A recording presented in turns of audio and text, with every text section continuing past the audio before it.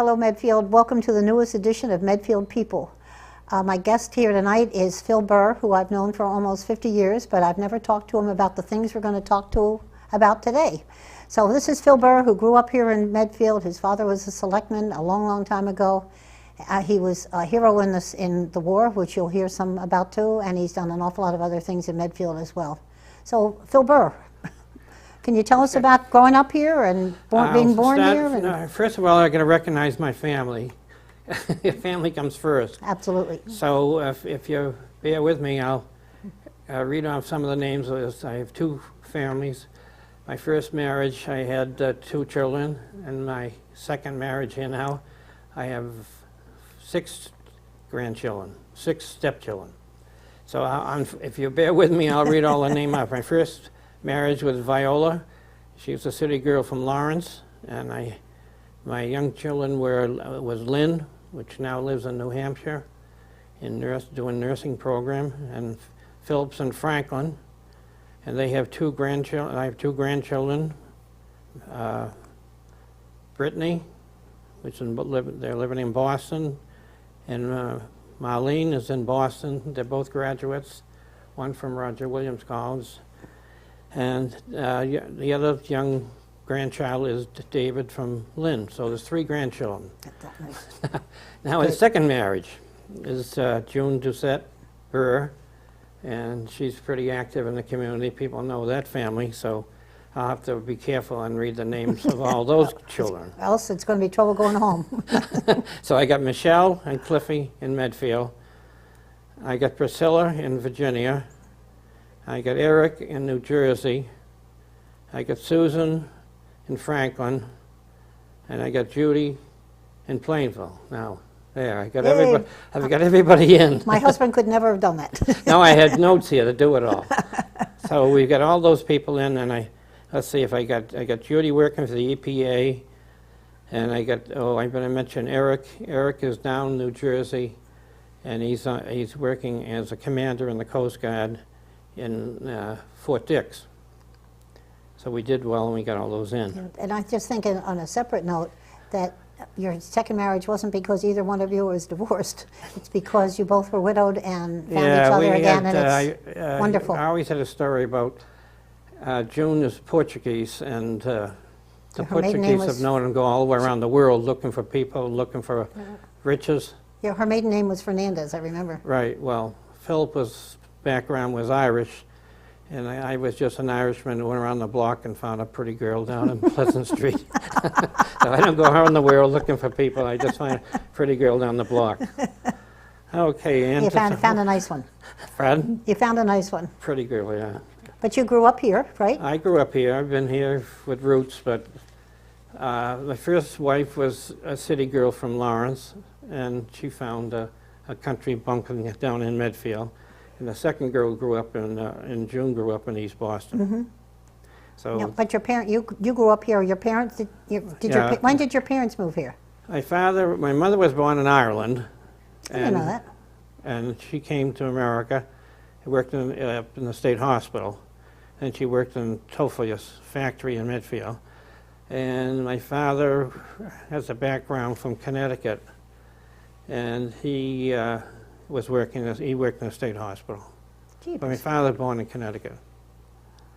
And the Burrs might go back to Aaron Burr, and I don't want to leave that on the table because Aaron caused more problems than anyway. So I never did pursue that. So in my lifetime, I'm trying to correct what Aaron did. So we'll leave Aaron out of the picture. But how did your dad become a selectman? Do you remember all this? Oh, how did you become a selectman? The same way you did, probably, community service.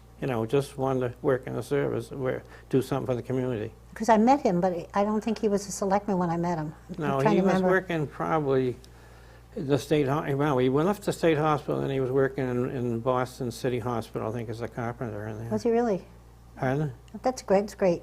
Yeah. And I wonder why they moved here, because of the hospital, do you think, for working there? Yeah, I think they both, this is the Depression now, and I was born 29, and there wasn't much activities. That's right. But I know my mother went up as a seamstress, then she came down to Tofia's, And they were very good to her when she passed away, too, the Tofias family. I bet they were. I've heard Yeah. good things about them. Yeah. And my father was working up there as a carpenter, and then he left the state hospital and went to Boston. Well, then he ended up as a building inspector in town. Oh, that's right. Yeah. But what schools did you go to in Medfield? Where were the schools? Oh, here we go. Here you go. Well, I was in the Wheelock School when it burned down. So, I mean, you're talking about the Pleasant Street Wheelock School. Yeah, the Wheelock Dr. School. Stagg is? Yeah, down in there? Pleasant Street. I was in that school when it burned down, the fourth You were in grade. it?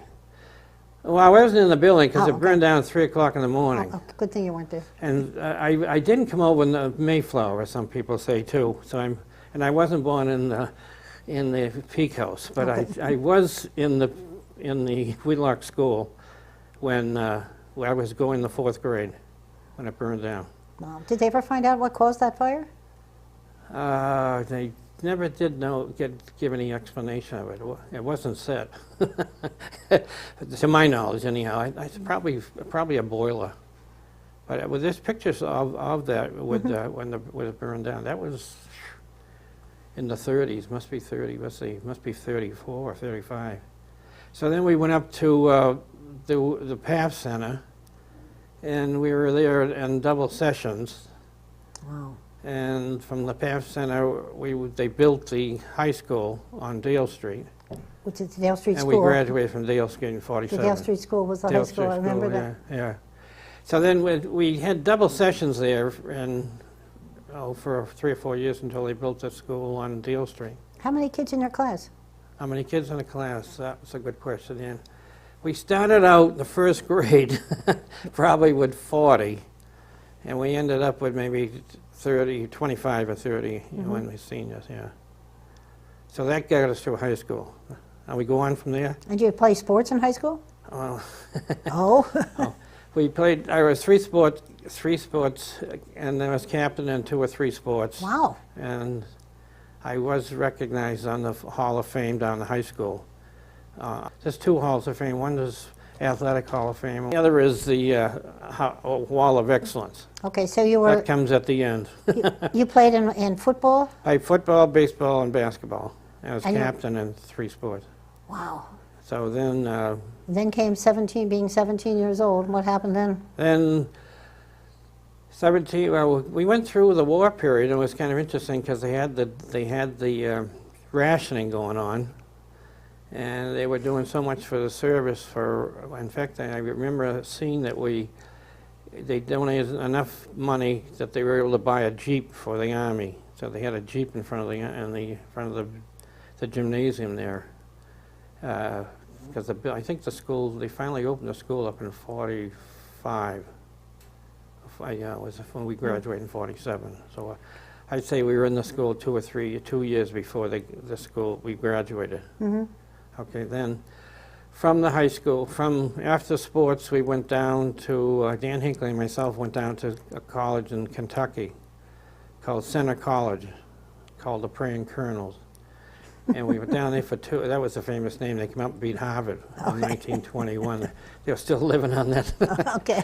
So I'm down there, and I'm down there in Center College in Kentucky in the 48. Yeah, well, we graduated 47, 48. So I got this big civil rights issue I'm going on in my mind. So I give a big civil rights talk in Center College on English class, and Dan has got his head in the table because I'm talking about civil rights and in Kentucky, and I would say I got a very poor grade in it. That'll be good for you. But anyhow, I told them that the only one I see here that really has any position is the custodian, the only colored person I saw in the faculty. But anyhow, so I took my D and ran with the D. Anyhow, we left Center College and came to Boston University in 49.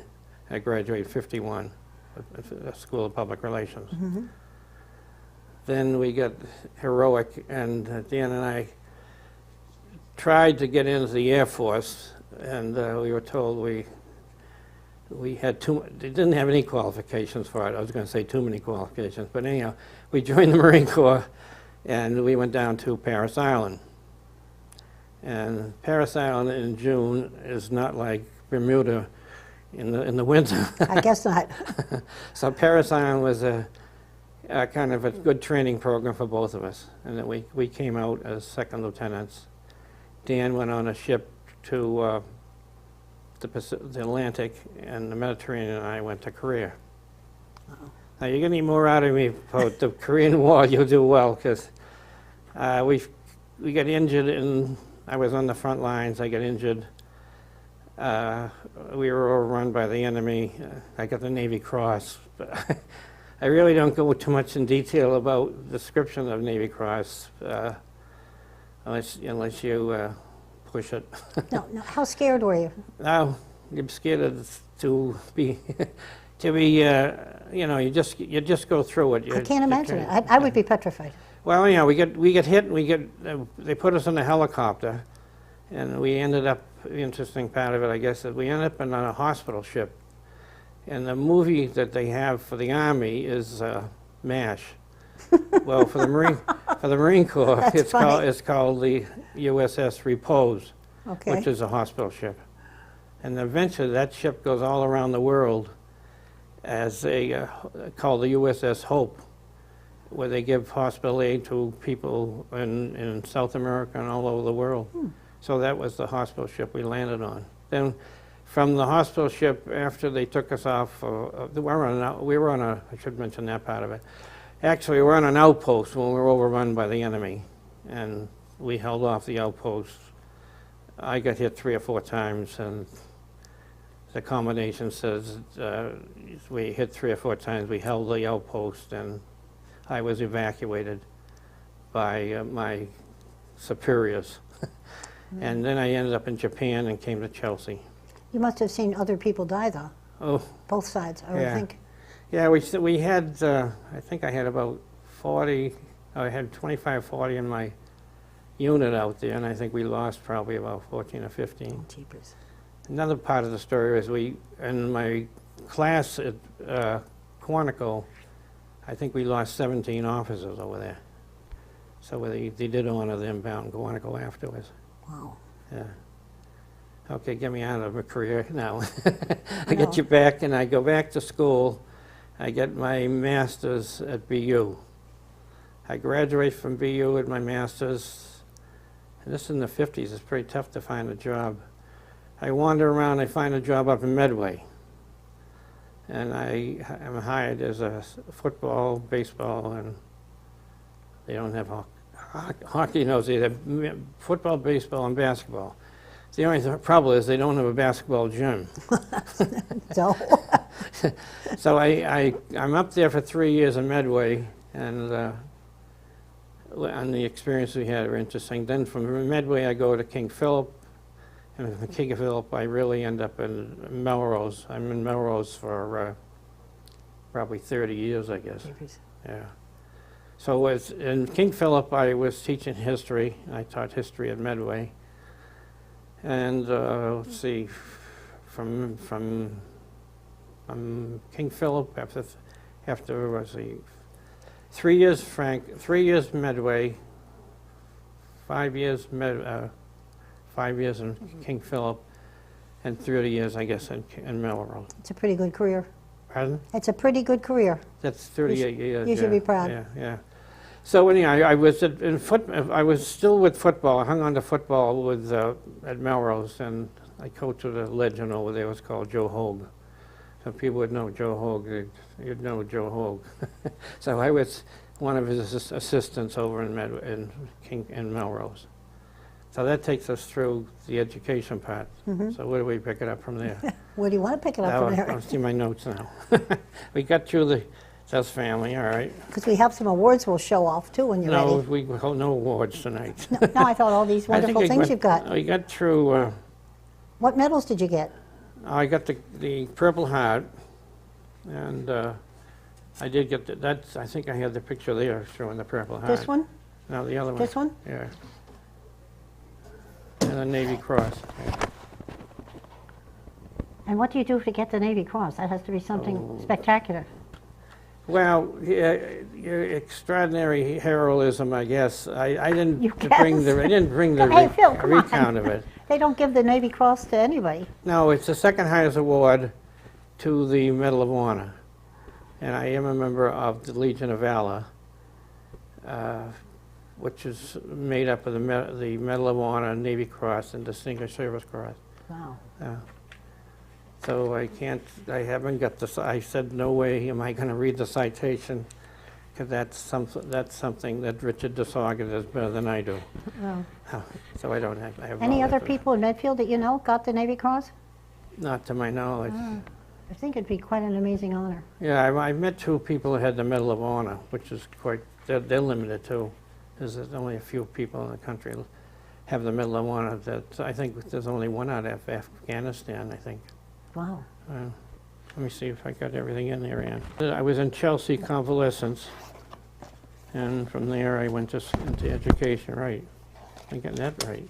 Community service. Can I talk about that? Yes, you can talk about community service. Let me take. How'd you get hooked? Because I know you've been on a bunch of committees Well, since I think I had two heroes in Medfield I come out with, maybe three.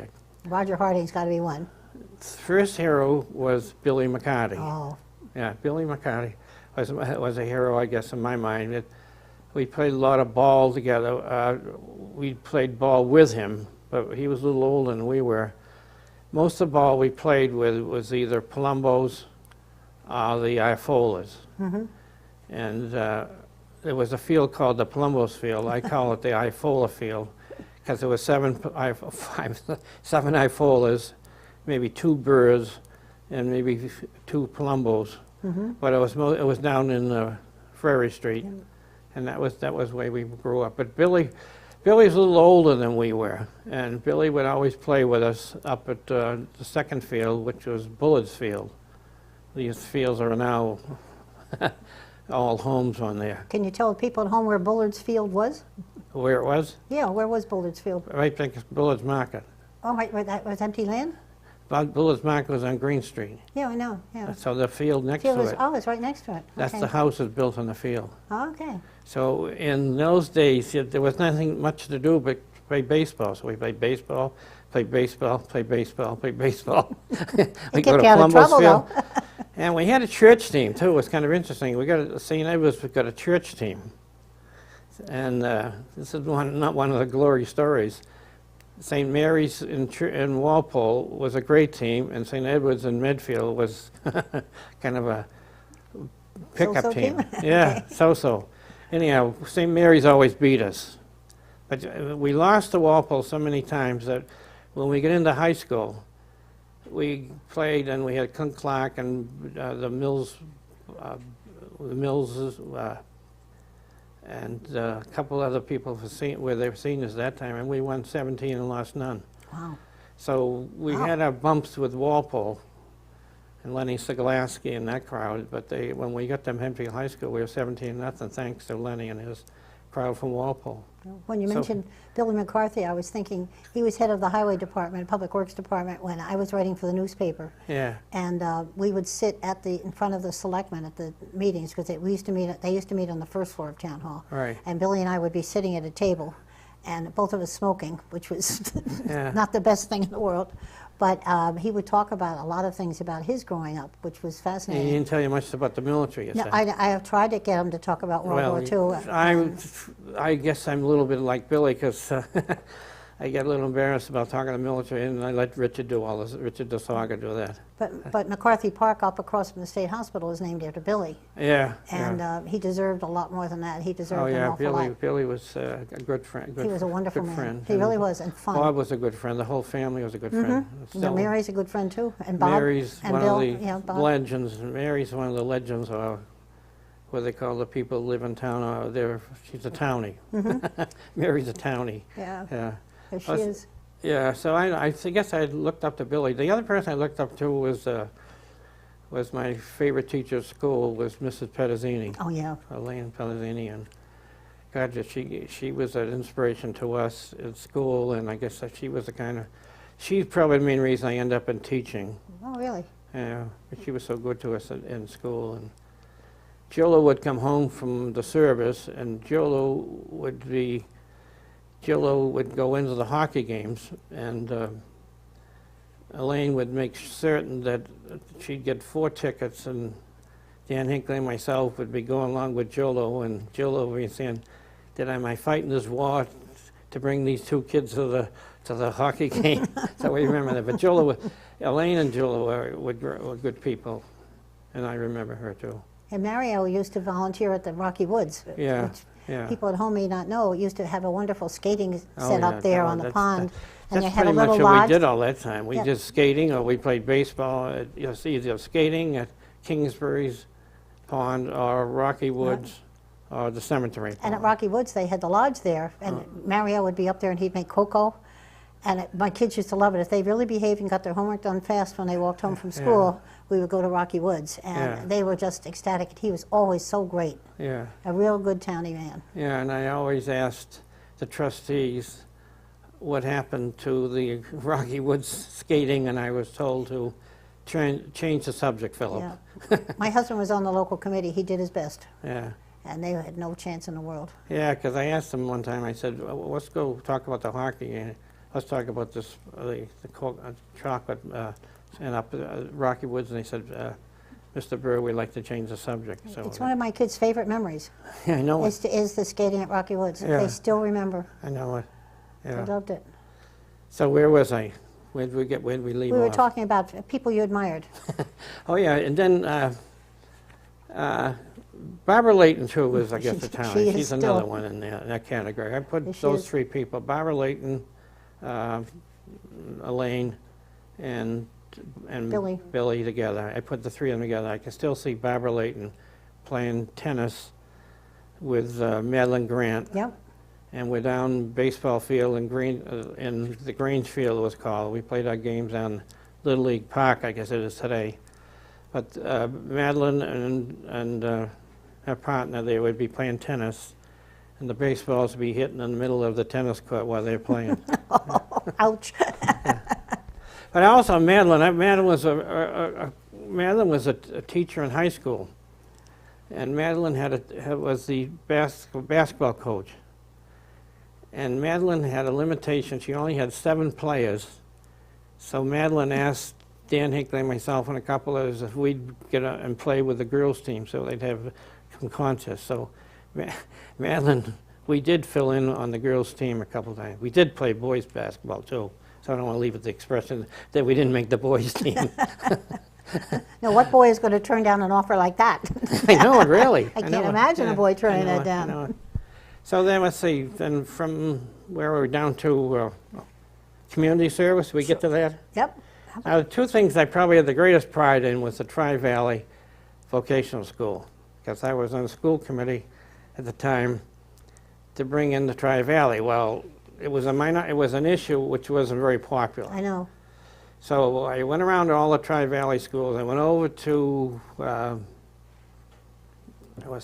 to Milton. There was a Tri-Valley there. I went to Wakefield.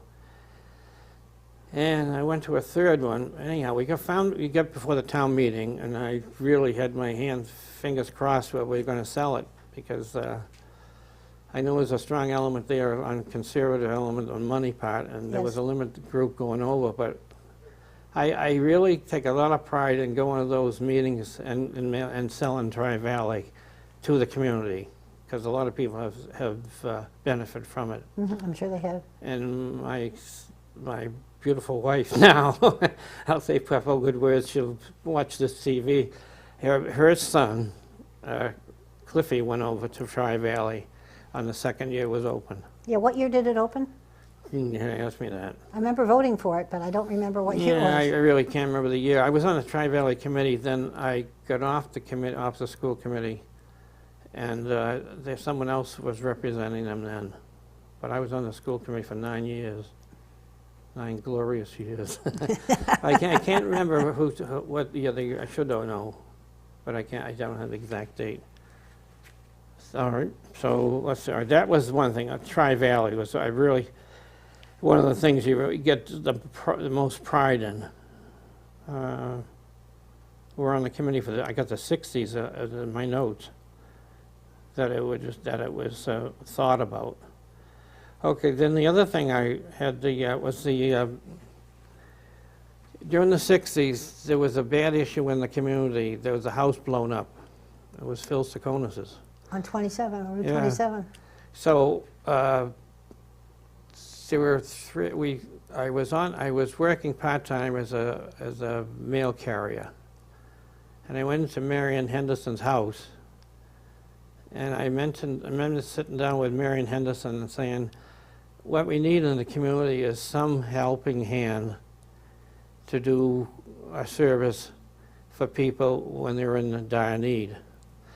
So between Marion Henderson and Alan Kingsbury and Madeline Harding and myself, we sat down and formed the Medfield Home Committee. Which I've been a member of for 40-some years, I think. Yeah. So we sat down and formed that committee to the extent today that I actually went off the committee as a veterans agent. I was a veterans agent at the time. And now I do a lot of work with my present wife, June, on the home committee. Mm-hmm. And we go around and give a lot of assistance to people that need and to recognize a lot of people who went grieving at Christmas time. So that's the other great achievement, I think, in my time, instead of all those military records and everything. But between the Tri-Valley and the home committee, I think I mentioned all the names: Madeline Harding, Marion Henderson. I think she was a writer in the paper at the time. She was. She wrote for one And of you the used to papers. see to her. She lived on North Street, right near me. Yeah. Then Alan Kingsbury and myself, we formed that committee. To the extent today, it's, how many years ago was that? I think that's over I'm saying the 60s. That's been organized since the 60s, so that Yeah, must be 40 or 50 years. I remember going to Maggie Harding's house to deliver something. I've forgotten what it Yeah. was. And she had a small one-floor house. It's now since been enlarged Right. since then with the new owners. But she and Ted were living there in this small house, and her whole living room and hall were covered with things for the home committee. Yeah. She was doing all the packaging, the sorting, all by herself in her Yeah. house. It was amazing that she could do it. Yeah, And she wasn't young at the time. She Yeah, was still Marion working. Henderson was doing that before she probably passed away, too. Probably. Yeah, down the house, there'd be boxes all over. I went into some of the houses at time, and it was someone in Pleasant Street had just carved his turkey, and he had almost cut his hand off With the book. when delivering it. Yeah, I'll tell you how loud Billy that bang Bill- was. I was having a cup of coffee with Lillian Palumbo on, not on Summer Street, or was it? Lower Mason Road. Oh, With my neighbor and with a couple of our little kids, and we could hear the bang there. yeah, That's amazing that you could hear it that far away. yeah, It yeah, was huge. yeah, And my next door neighbor, Mrs. Luigi, was born in that house. yeah. Yeah, we've seen some scenes there that and people are really. Well, I think one other part of it too is that someone loses their loved one at Christmas time, and they really appreciate the flowers they're bringing in, or the food brought forth, and in the small measure that someone touches them, at the home committee. So that's kind of one of the things you take a lot of pride in. Absolutely. Yeah. So those are two things, I guess. Then I was let's see, finishing off those areas. I was a school committee for 9 years. Yep. I was a veterans agent 15 years. Legion Commander, Historical Society. That's pretty much the community service. You're pretty much of a townie. Yeah, I'm not quite as good in the category as Joe Ryan, Bill Mann, and who's older? Who else I mentioned before? I just talked to Joe Ryan yesterday. He's home from the hospital and recovering. He said he's doing well. He's driving around town, someone Yeah. told me. He didn't make it to church on Sunday, though, because Oh, all right, he sits near me. we'll check so- him on church. So he said, well, you can check on me next week. I'll be there. All right, He's let's a see. grateful guy, because when he was the fire chief and Bill Mann was the police chief, they were such good friends. It was such camaraderie. Can we only go wonderful. over the things I remember in Sure. town? What do you remember in town? I wrote those down. Because some of them are before. I didn't come here to the middle 60s, so All right, some of you've these been here things longer are- than I.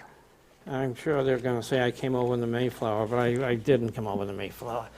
Okay, so I wrote a couple of these down Okay. that I remember. It was the Ice House up in Harding Street. I remember going by the Ice House on Harding Street, and that's where they're building the two houses now. How big was it? The Ice House? Yeah. big. When you're small, it looks big. I have no idea, Ann. Okay, because you were little, of course, should at have the checked time. me on this one before. I never thought to ask you that before. No, I know, but the ice house was there, and they put ice in that area, and as we went by in the 20s, this would be the 30s, that we saw the ice house, and there's a few of us that still remember being there. That's why I say Joe Ryan and Herbie, and trying to think of the old timers here. And let's see, then I mentioned the state hospitals is a warm spot because we went up there and played ball in front of the patients. I think I started to tell you in my early notes that we played the patients. We didn't play the patients. We played the team that the state hospital had a pretty good team. They did. And we had a town team, and the state hospital really brought in some good ball players during that would be the early 40s. But my husband was a Little League coach, and the kids would have games up there too in the back. Yeah. And the patients would sit around and they loved it. Yeah. It's something a little different. Actually, the Clark building was where the field was. And the Clark building was a gorgeous field. It was like Fenway Park, and suddenly the baseball was a thing of the past. They didn't want to entertain the patients on that field anymore. And they eliminated the ball field and the entertainment part of it. Well, the little kids played on the open area in the center of the hospital complex. That's where they originally that's where played, the I little kids guess, were. Yeah. before they built this fancy park for the entertainment of the patients. Yeah. Then the Clark building came forth. Yeah, which I always thought was ugly. Yeah. Then the Tofius factory, I mentioned that. That was my mother's was in the Tofius factory. Can you tell people where it was? The Tofius factory? Yeah. Yeah, that's where the school is now. Which school? The school, the main school in town here, the Catholic school. The Catholic school? Oh! Montrose. Montrose School. Okay. That's where the Montrose School is. Yeah, that was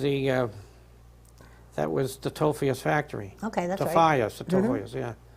And actually, my mother worked there up to the point, the time that they're trying to unionize the Tofius factory. And the people in the Tofius family, I guess, it felt they couldn't bring the union in. So they showed the town the economic aspect to the Tofius, to the community, by paying everybody in silver dollars. Everybody got paid silver dollars that month, that week. Oh my God. And all of a sudden, the factory, when they pushed the unionism in, they dropped the factory. And that was the it? fires came out and moved it in. And since then, 2 or 3 businesses have gone in there. But the school is now in that present community. Okay, You don't remember the hat factory, I guess? The hat factory, Straw Hat Factory, that was gone before you were a kid? The hat factory was there before I was born, yeah. Okay, so. And that was the same time. In fact, one of the things I left out probably is in the '38 hurricane, my family was living next to the Unitarian Church in that parsonage. Okay, oh really? And the steeple came down and right on top of the church. So we were living in that parsonage. They rented the parsonage out to my family at that time. Wow. And across the way was the McCarthy, Representative McCarthy's famous home that was torn down. And Bill Nurse lived there too. Huh? Bill Nurse was living there when we came here. Yeah. Well, next to that was the famous Manor Inn. And when we were youngsters in school, in the church, we had our first communion up in the Manor Inn.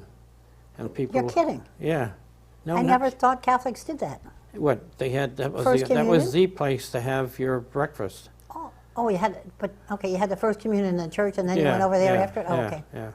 So the Manor Inn at that time was the place to go, and they had weddings there and everything, receptions. This must have had to be in the late '30s.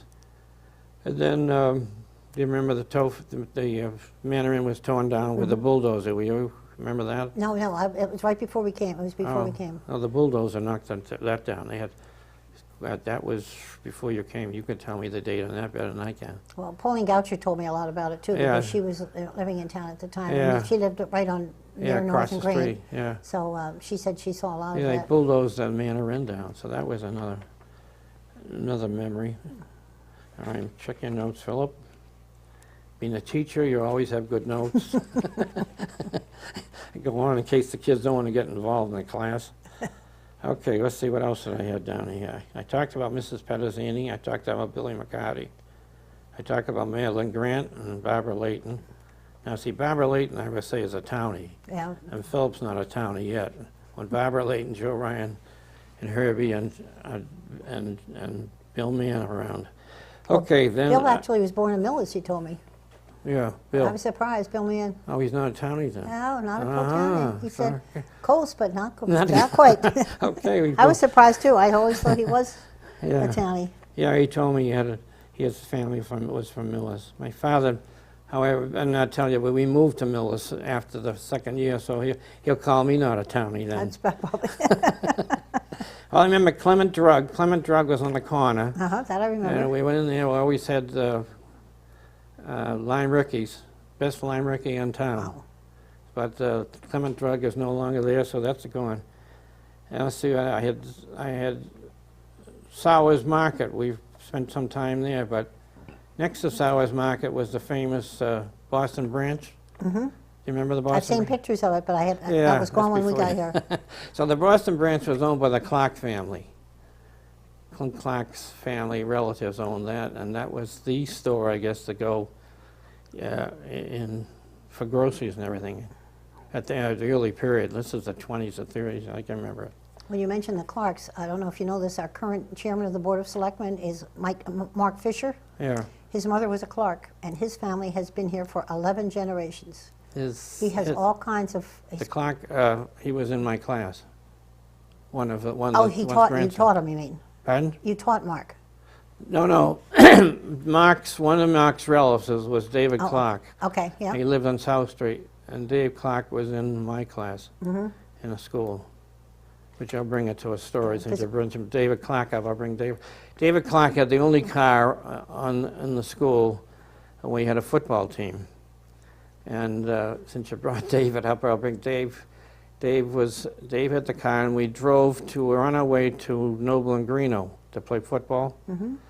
And I told Dave, I said, I hate to tell you, this guy's tire went down the road just in front of us. His tire came off the back. Oh, God. I said, Dave, that tire went right down the road. He says, that's not another tire. He said, that's my tire. Oh, jeepers. He had an old Ford, and the tire came off, and it was racing down. We were on our way to play Noble and Greeno, and it went in the car, and the tire came off. Yeah. But Dave was in our class. Yeah, that would be. And Dave's sister married a family from Walpole, and then Mark was Dave's. Dave's sister was Mark's mother. Did I get it right? I'm not sure of the connection between Mark and Dave. Dave and his sister Okay, lived down South Street. okay, Okay, then Dave's sister married over in Walpole, and Mark was okay. a I'm not sure if it's the same Clark. I don't know. Oh, it is the same Clark. It is the 'cause same I Clark? talked You to would know Mark. better than I. I talked to Mark, and I said... Oh, okay, because I know Mark's going to the cemetery and looked up some of the ancestors Yeah, that he's yeah. found there, and he's Yeah, been involved as he a spoke volunteer at the there. Historical Society. Yeah. Yeah. Oh, Dave was in my class, yeah. Okay, let's see. Did I tell you about the Atlantic Brickyard? We worked in the Atlantic Brickyard for a couple of years. Okay. That is now the Atlantic Brickyard is, let's see, what's in there now? That's probably part of the site of the Council on Aging. There was a brickyard down there in the 40s. There was one in there someplace. I'm not sure exactly where it was in there. It was behind, pretty much in the area where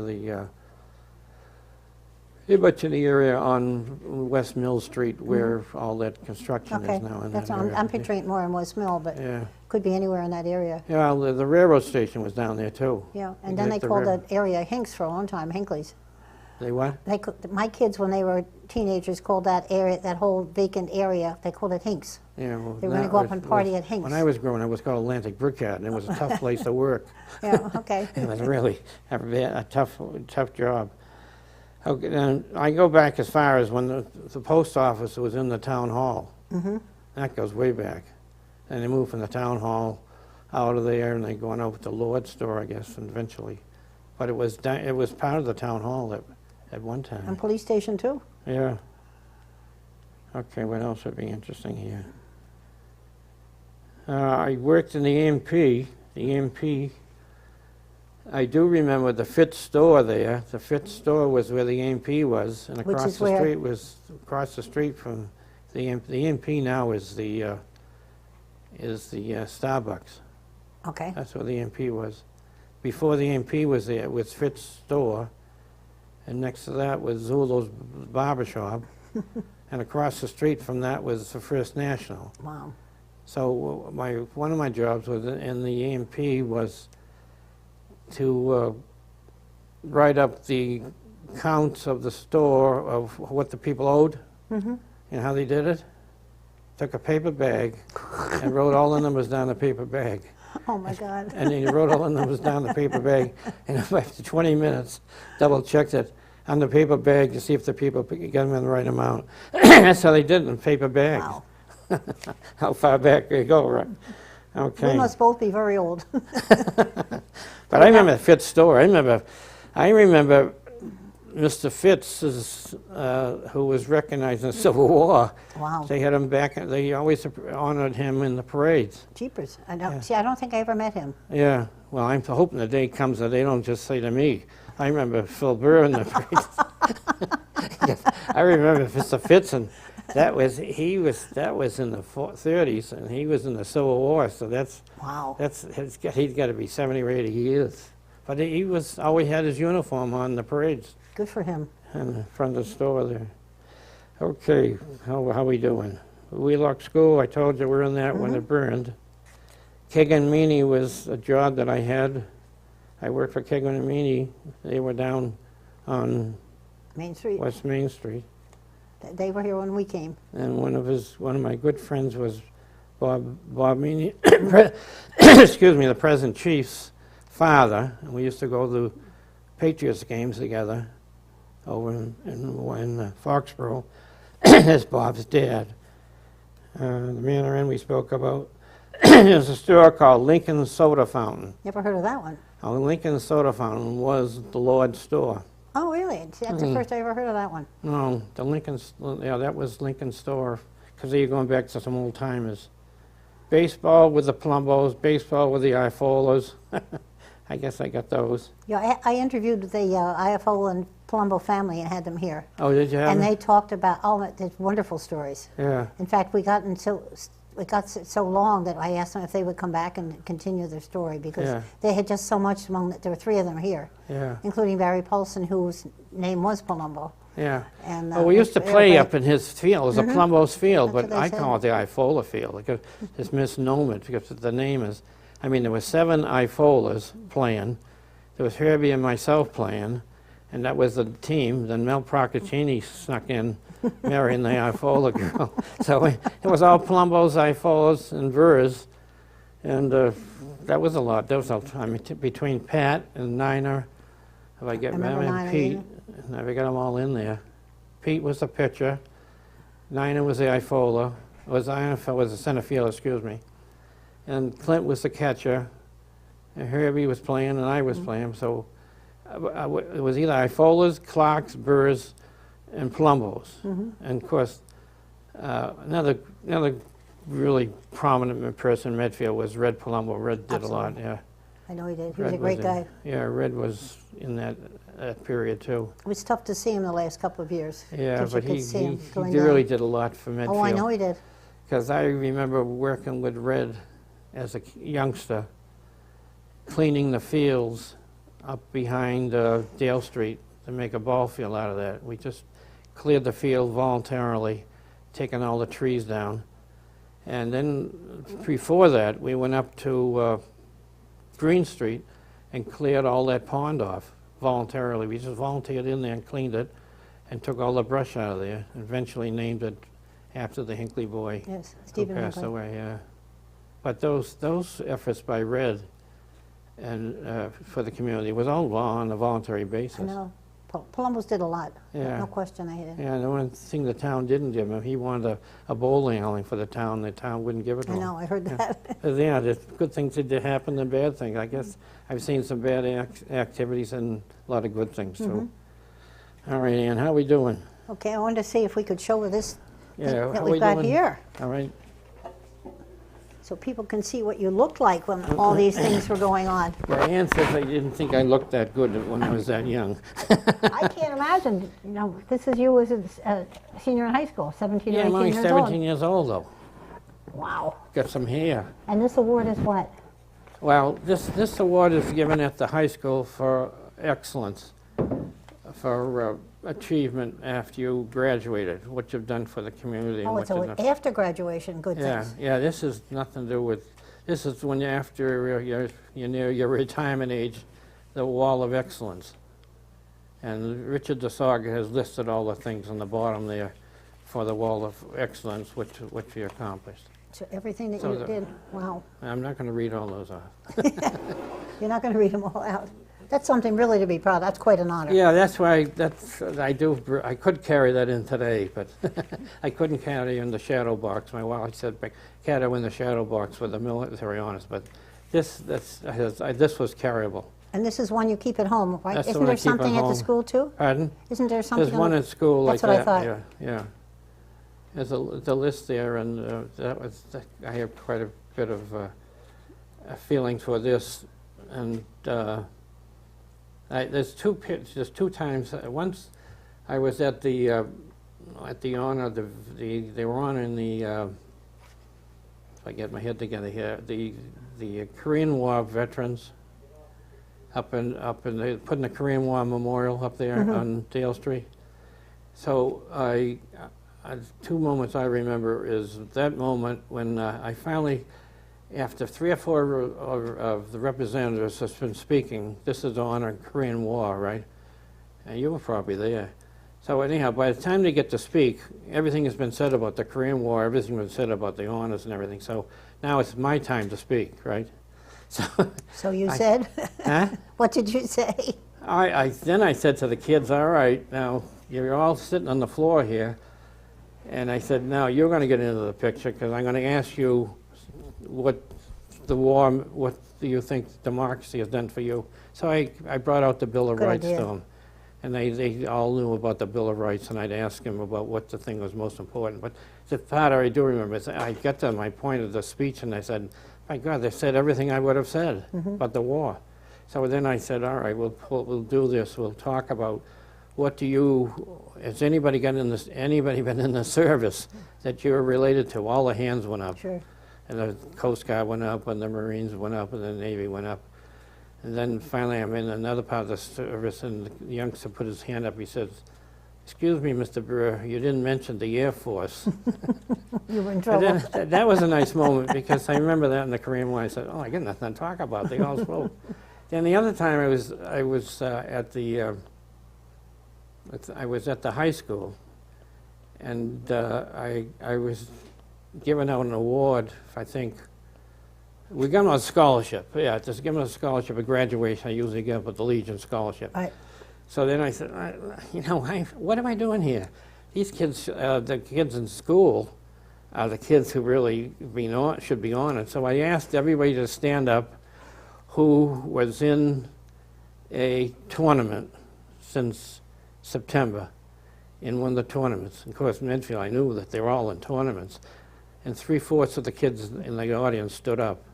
And I said, you're the kids that should be honored. That's nice. Not me getting up and giving you someone else the honor. So they all stood up, and I said, that tells it all. Because the school, they were all in tournaments, and they're all doing so good. And there was one, I think we got one military award too. Someone went to the Air Force, I believe, from that time. But Could be. yeah, but that was two moments I remember. Then, all right, you're still back. Where are we now on this? Is there anything else that you want to mention about that? I But think this that's is pretty good. the achievement for how the School of Excellence is. They voted in down the school, the teachers, and Richard runs that program. That was quite an honor. I look forward to. All right. Well, yeah. Do you have any parting words or parting ideas to leave with our audience today? How much have we got? Are we at that point in the audience? Was Are there we at that anything else point? you wanted to add? Well, I think I can see if I got all my notes. I did mention all these situations and places in the community. I played this game with Marshall Chick one time at the different stores around town, and he beat me on the stores because he knew more stores when he was living. There was a store next to Larkin's Block that I don't remember, and he remembered. And he remembered. Yeah, He was right. quite a I guy. lost to Marshall Chick. I think I've got all my notes there. We did a good job there. I just got a parting thought I had. Okay, what is your parting thought for My the people at parting home? thought. I always like a good teacher always leaves a good message. That's right. The other point is I have two authors I admire. One is David Baldacci, and the other one is Dennis Lehane. I like both. And I can find anything on Abraham Lincoln, I'll grab it, because I love Abraham Lincoln. My last thoughts are the following. One of my favorite people is this John Wooden. John Wooden was a UCLA coach who won championships, national championships and everything, but he's one of my favorite people who has a famous quote. He has quotes that the football coach at Medfield now has sent me a list of quotes that he found even in the paper. This one I like.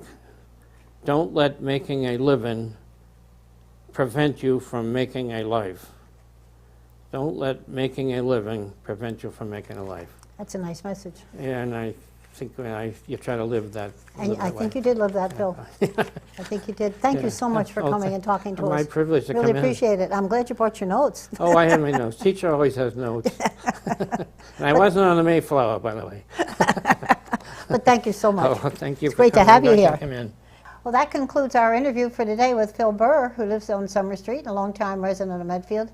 Anybody out there that has any ideas of somebody they'd like to see on this show, give me a call or send me an email, annmedfield@verizon.net, and I'd be more than happy to talk to you about it. We try and have a different variety of experiences all the time so that people will watch. Thank you for watching.